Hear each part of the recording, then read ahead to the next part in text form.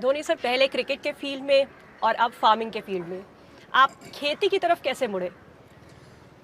खेती अगर आप देखो तो we came from a small town. जी। रांची बहुत बड़ी जगह नहीं है, तो बचपन से ही proximity to farming was there. It's not a new concept for us. जहाँ तक इस पर्टिकुलर फार्म की बात की जाए तो वी स्टार्टेड बिफोर कोविड। हमारे पास एक 40 एकड़ की ज़मीन थी and it was used for farming before I bought it over. So हम लोग उसमें थोड़ी फार्मिंग कर रहे थे। 40 एकड़ में मे बी धीरे धीरे करके वी स्टार्टेड यूजिंग 4.5-5 एकर्स।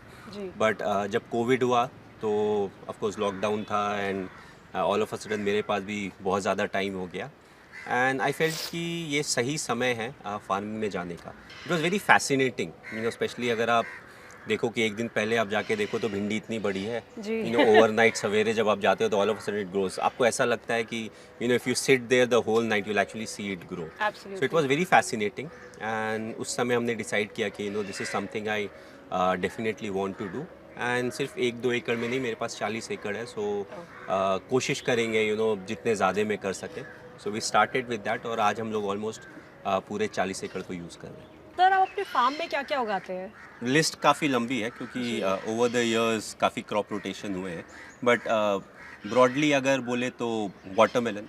अच्छा। I I think it's like a ritual also. अगर वाटरमेलन उगता है मुझे पता नहीं है। सो एवरीबडी इज़ लाइक कि जो पहला आप क्रॉप लगाते हो वो वाटरमेलन का होना चाहिए। अगर अच्छा। मे बी सुपरस्टिशन या जो भी हो, तो हमने पहले वाटरमेलन से स्टार्ट किया। सो जी। वाटरमेलन, पपाया, देन एक समय आया when we put a lot of fruit trees also. So अमरूद के पेड़ लगाए। ओके। अमरूद के साथ apple pear. So apple pear was this a first time जब उसका फ्रूट प्रोडक्शन हुआ। बेयरिंग स्टार्ट हुआ। हुँ। उसके अलावा अभी पाइनएप्पल लगा हुआ है, ड्रैगन फ्रूट, हल्दी, जिंजर। और मैंने क्या किया कि so we have it's like a biggish farm. So हाँ। मैंने बोला जहाँ से भी ट्रैक्टर जाने का रास्ता है ना, उसके दोनों तरफ हम आम के पेड़ लगाएंगे। सर आपने अपनी फार्मिंग की शुरुआत स्वराज के साथ की, इसकी कोई ख़ास वजह?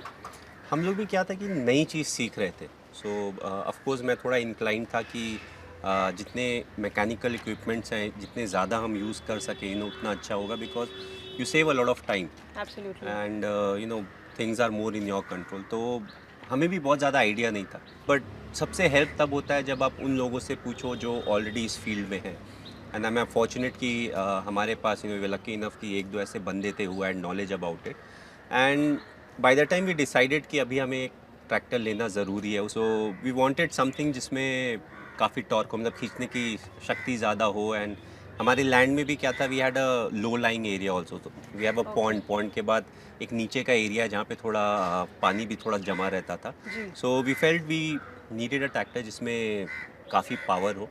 Reliability is a big thing. और फ्यूचर में हम लोग ज़्यादा अटैचमेंट्स यूज़ करना चाहते थे क्योंकि उससे फार्मिंग थोड़ी इजी हो जाती है। अच्छा। So we looked at everything and उसके बाद जो रिकमेंडेशंस भी आई तो स्वराज उसमें एकदम ऊपर पे थी।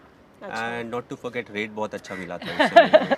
एंड आई थिंक बिल्कुल। Credit goes to the local guy over there. So we ended up buying the Swaraj and last 2-3 साल का जो एक्सपीरियंस है it has been fantastic. Touch wood नज़र न लगे बट इट हैज़ बीन तो सर अब आप ये बताइए कि आपका अब तक का फार्मिंग का एक्सपीरियंस कैसा रहा है? You know ups and downs रहते हैं इन द जी। सेंस। काफ़ी चीज़ें हैं फार्मिंग में जो आपके कंट्रोल में है। हुँ।